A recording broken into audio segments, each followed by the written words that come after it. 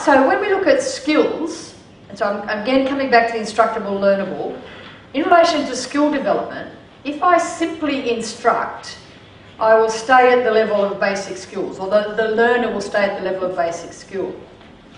If I want to take them to capabilities, then to where the skill becomes much more complex, where it's a routine skill that I've taken on board, I've appropriated, I've adapted, I've used differently myself in a new context, which is really what a capability is all about, then I have to move into the learnable space.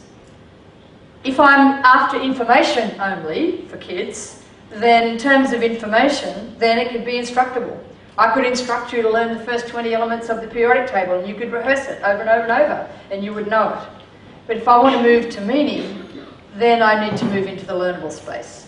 So the point I'm wanting to really try and get to here, trying to make sure some of you can see it, is that there is a place for the instructable, but it isn't the higher order level of capability and meaning that we want kids to take away from school. We dig into the instructable to help narrow the gap, and I'm looking at Jude sitting over here. We've had a session recently where I was doing some work with some of the teachers in the Teaching for Effective Learning team, and we were involved in a mathematical problem that was really put up here where the teacher had created an opportunity for a learnable side of mathematics. But the interesting thing was some learners were not likely to be able to enter into that learnable activity because the level of the gap for them was too high.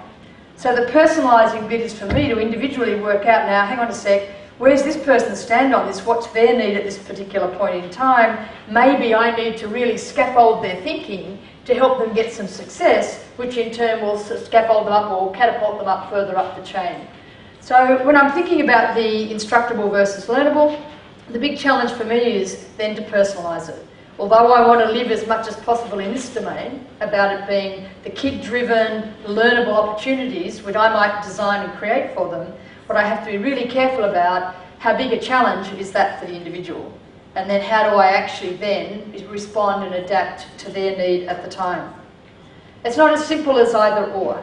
That's really what I suppose is the dying message I want to leave you with, that it's not as simple as instructable or learnable. We have a terrible habit in education of flipping between the either or. The challenge is when to instruct and when to allow people to learn.